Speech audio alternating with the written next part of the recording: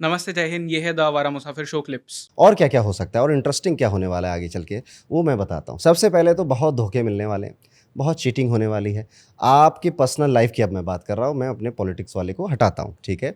Saturn retrograde हो रहे हैं, रेवती नक्षत्र व्हिच इज़ द लास्ट नक्षत्र, पाइसेस साइन, लास्ट साइन, वहाँ पे शनि वक्री हो गए हैं।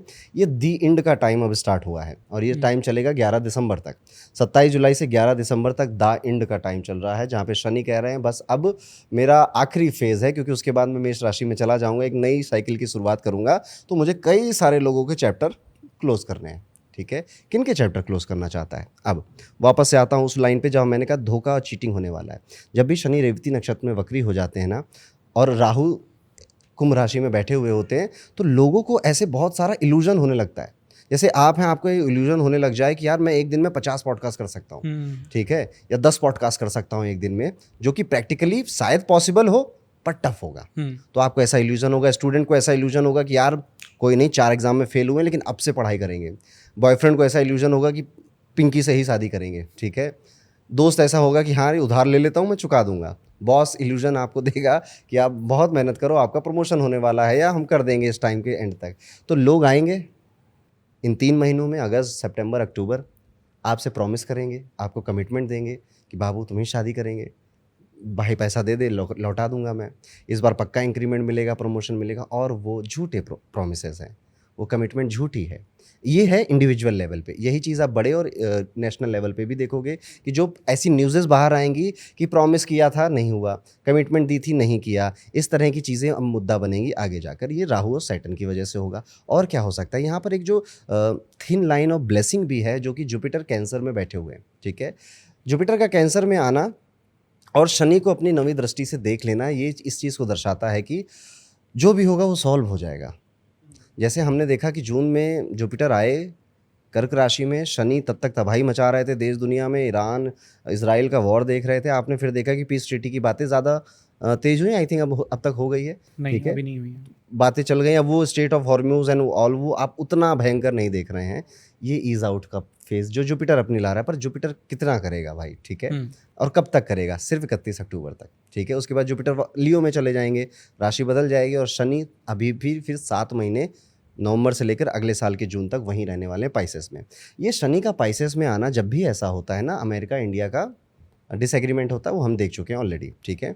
जब भी ऐसा होता है लोग पैसा खर्चा करना कम कर देते हैं। पाइसेस जो मीन राशि है वो खर्च की राशि है, शनि कहते हैं डिसिप्लिन बनाना है। जब जनता पैसा खर्चा करना कम कर देगी, आप सोचो एक बार, ठीक है? क्या होने वाला? इकोनॉमी डाउन होगी।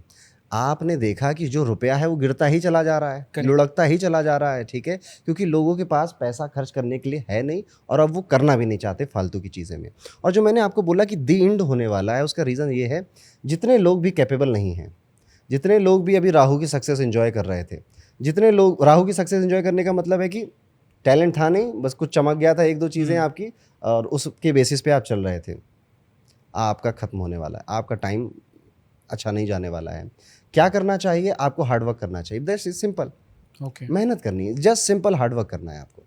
यही चीज़ अब आपको बचाएगी, ठीक है? और महादेव बचाएंगे आपको सावन के महीने में, और ये हार्ड वर्क आपको बचाएगा। तो आप अभी आने वाले 5 महीनों में एक के बाद एक, एक के बाद एक, एक के बाद एक ऐसी न्यूज़ें सुनेंगे कि ये बिज़नेस डाउन हुआ, ये बिज़नेस का स्टॉक गिरा, स्टॉक मार्केट में डाउन लॉस देखने को मिला, इस क्रिएटर का, इस यूट्यूबर का कंट्रोवर्सी हुई और उसके बाद इसका डाउनफॉल आया। ऐसी न्यूज़ेस आपका इंतज़ार कर रही हैं आने वाले 5 महीनों में। पर सर, बहुत सारे ऐसे लोग हैं जो कि हमारे जो ईयर एंड वाले पॉडकास्ट होते हैं वो देखते हैं, जो हमने मिड ईयर भी किया था एक, इसके पहले, उसके पहले भी एक किया था।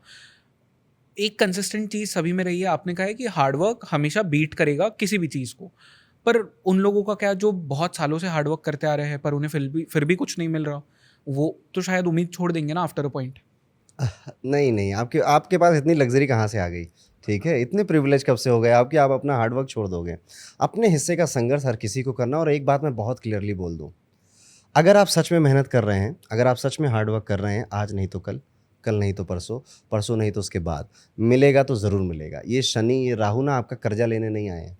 ये आपकी मेहनत को देख रहे हैं और एक दिन में ही चुका देंगे सब।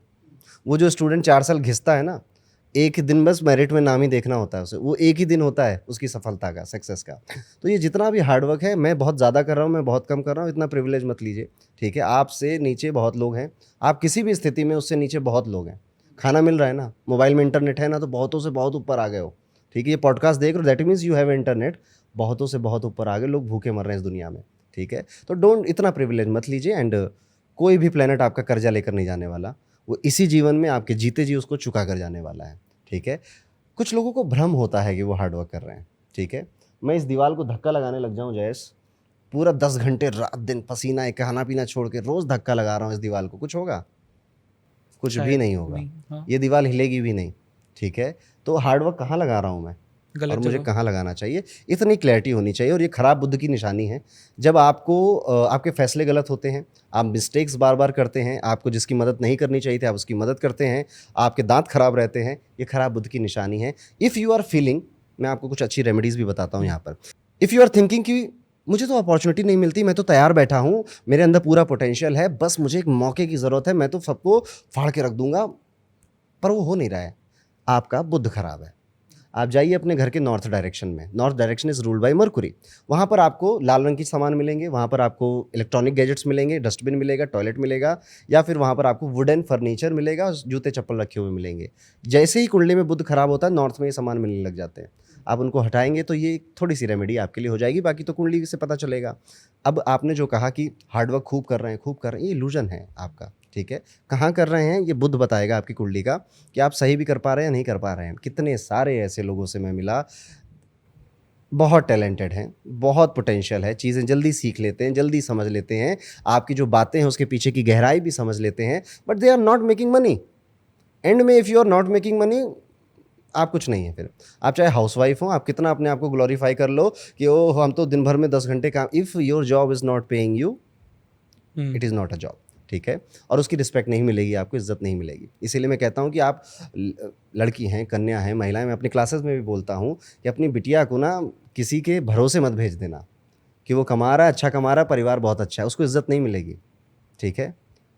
उसको कमाने लायक बनाना, और शादी के बाद कोशिश करना कि आप अर्न करें, ठीक है। भले थोड़ा ब्रेक लें, पर उसके बाद ज़रूर करें, ये आपकी इज्जत बढ़ाता है। If you are putting something in the family, ठीक है। ये मेरा पर्सनल ओपिनियन है, राइट। कोई इससे इत्तेफाक रखना चाहे तो रख सकता है, बट ये मैंने अपनी कंसल्टेशंस में देखा है। ऐसी लेडीज़ मेरे पास आई, अच्छा घर है, बहुत अच्छा घर है, बड़ा महल जैसा घर है उनका, परिवार में बहुत अच्छे इन्फ्लुएंशियल लोग हैं, बट दे आर फीलिंग कि यार यहाँ पे मेरी रिस्पेक्ट नहीं है, इज्जत नहीं, जस्ट बिकॉज अर्निंग नहीं है। और जब उनको ये धमकी दे देता है ना उनका पति, उनके ससुराल वाले निकाल देंगे, हट जाओ यहाँ से घर, तो वो 40 साल की 42 साल की महिला, जिसको एक तो आपने जॉब नहीं करने दी, काम नहीं करने दिया, अब आप उसको जब ये डर लगता है, ये सच बात है, ये डर लगता है, ये वो कह नहीं पाती है, और फिर थायराइड हो जाता है, ठीक है। ऐसी प्रॉब्लम्स आती है, इसलिए कैपेबल बनना है, काबिल बनना है। अब आपका समय अगर जा चुका है, अपने बच्चों में ये गुण डालिए कि उन्हें काबिल बनना है। जो आपने थायराइड वाली बात की और जो आप मुझे ऑफ द कैमरा भी कह रहे थे, उसके बारे में बताइए कि चीज़ें छुपाने से थायराइड कैसे होता है? जितनी भी बीमारियां आपको हो रही हैं, बहुत बड़ा रीज़न उसमें आपके इमोशंस होते हैं। हुँ, आपकी गलती की वजह से कुछ हो रहा है आपको, कि आप दिन भर दारू पी रहे हो, लीवर खराब हो गया, वो तो आपकी मिस्टेक है, फेयर इनफ, ठीक है, कि भाई मैं पी रहा था, हो गया लीवर का, फेयर इनफ। लेकिन जो लोग ये कह रहे हैं ना कि मुझे क्यों हो रही बीमारी है, मुझे क्यों थायराइड हो गया, thyroid is a very common disease, ठीक है। उनको होती है जो अपने क्रिटिसिज्म का जवाब नहीं दे पाते। हुँ, थायराइड उनको होता है जो सही समय पे बातें बोल नहीं पाते, डर है उनको, इज्जत है उनको, या कॉन्फिडेंस नहीं है, कोई भी रीज़न हो उसका।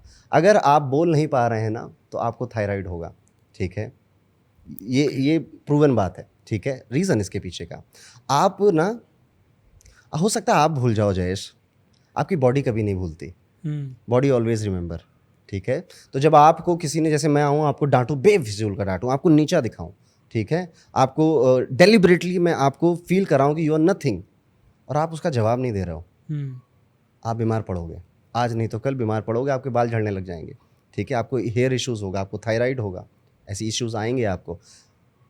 एक चीज़ और है जो फीमेल में बहुत कॉमन प्रॉब्लम होती चली जा रही है, एक तो पीसीओडी, पीसीओएस, और एक आर्थराइटिस, ये भी इसी वजह से होता है, ओके। इसी वजह से होती हैं बीमारियां, क्योंकि आपने ना जवाब नहीं दिया। तो मुझे वो बहुत लोग बहुत अच्छे लगते हैं, अगर आप मुंहफट है ना, आप स्ट्रेट फॉरवर्ड नेचर के हैं ना, आप ज़्यादा हेल्दी रहेंगे, ठीक है, क्योंकि आप किसी की बुलशिट ले नहीं रहे हैं, आप जवाब दे रहे हैं उसको कि भाई क्यों कह रहे हो, मुझे नहीं अच्छा लगा, इतनी बाउंड्री बना कर रखना, ये नेचर चाहिए। और अगर आपके घर में ऐसा बच्चा है ना, उसको अप्रिशिएट करिए।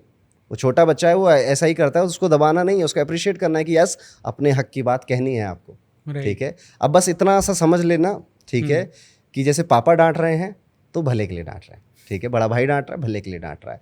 पर कोई व्यक्ति आपको डेलिबरेटली जानबूझकर आपको नीचा दिखा रहा है, क्रिटिसाइज कर रहा है, तो किसी की बुलशिट नहीं लेनी। No need. वो आपके घर का खाना नहीं चला रहा, आपके घर में राशन उसकी वजह से नहीं ला रहा है। और भी ऐसी कई सारी चीज़ें होती, कई सारे इमोशनल ट्रॉमा होते हैं, जैसे कि ये रीकी जब आप पढ़ोगे ना जैसे, तो ये सब ज़्यादा समझ में आता है आपको।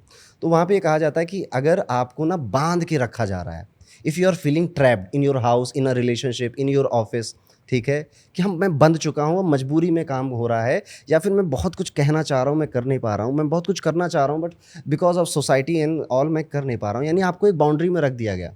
आपको एलर्जीज हो जाएंगी, आपके चेहरे पे वो दाने निकल कर आएंगे, चेहरे पे पिगमेंटेशन होने लगेगा आपको, ठीक है। आपको अपना चेहरा ज़्यादा अच्छा नहीं लगने लगेगा, खास नहीं लगने लगेगा, क्योंकि ये हमारी जो स्किन है, ये हमारे बॉडी की बाउंड्री है, ठीक है। यहाँ पे इश्यूज़ आपको दिखाई देंगे with allergies and all, rashes and all, ये चीज़ें। तो ऐसे कई सारे हेल्थ इशू, इस पर कभी सेपरेट पॉडकास्ट करेंगे कि health, disease and emotions. In fact हमने आई थिंक कुछ टाइम पहले एक प्लान भी किया था कि जो हम खाते भी है उसका भी बहुत कुछ लेना देना होता है, एस्ट्रोलॉजी से कनेक्टेड होता है। Astrology is a very beautiful science, हर किसी को पढ़ना चाहिए, ज़िंदगी समझ में आ जाती है, ठीक है।